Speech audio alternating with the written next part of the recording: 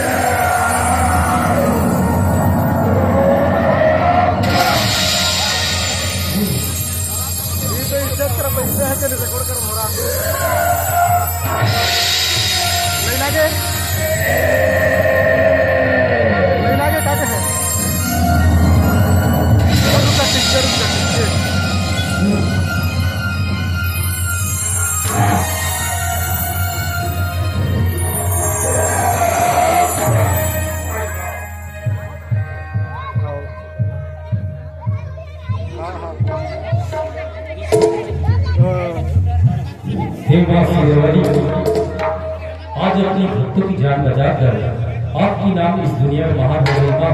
प्रेम से बोलो शेरावाली मैया की जय, साचे दरबार की जय, गजानंद स्वामी की जय, रामपति ठाकुर देवता की जय, आज ज्ञानंद की जय। जब जब इस धरती पर अत्याचार बढ़ती है तब तब माँ ने कोई ना कोई अवतार लेकर अपनी भक्त की रक्षा करती है। तो आइए हम सब मिलकर माँ की सेवा गाएं, माँ की जस गाएं, माँ की गुण गाएं।